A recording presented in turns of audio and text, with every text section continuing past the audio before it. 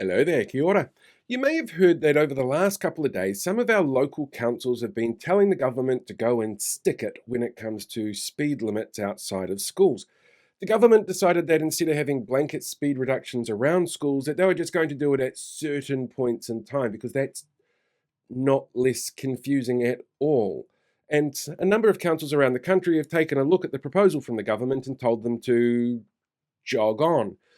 Not on the road, though, where there are fast cars going. You see, most councils have actually done a lot of work when it comes to designing around speeds and safety features that go out in front of our schools. They are, after all, cornerstones of our community where our youngest, most vulnerable people go. So the idea of keeping people safe there is really important. The work that goes into this kind of decision is absolutely massive, and it involves talking to locals in the school boards, community members from around the area, looking at what other infrastructure's in place in the area, as well as how much of a busy causeway it is towards the rest of the community or towards, say, larger arterial routes. There's a lot of work that goes into it. And one of the things that's most fascinating about it all is that, realistically, our laws and rules around how fast cars travel around schools come down to a really simple, immutable law. And I mean literally immutable law. It's Newton's third law of motion, that for every force that's exerted on one object by a second object, there's an equal and opposite, equal in magnitude but opposite in direction, force by the second object on the first. So basically, when a really large 2.5-ton car meets a small squishy human, Newton says it's going to be bad, and it is. That's why there's so much work that goes into making sure that those areas are safe. And a lot of those safety features and safety rules are built around immutable rules like Newton's third law of motion.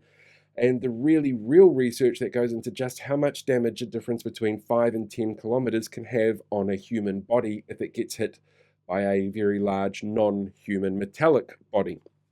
But these people who get all upset and angry about this, well, they're quite willing to believe either the fact that whatever's in the headline is exactly how the news story presents things, or their vote for a national NActFirst coalition is more powerful than Newtonian physics.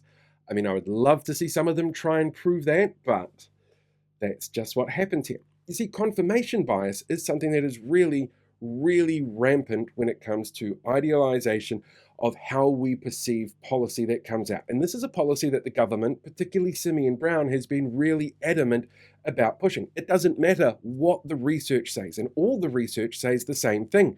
Slower speeds outside schools save lives. That doesn't matter because you might want to be somewhere 20 seconds faster, and it's okay if a couple of kids, bump it along the way as long as you get there on time. And that's how it feels when you hear them talking, Simeon and his party talking about the need to do this because Labour bad.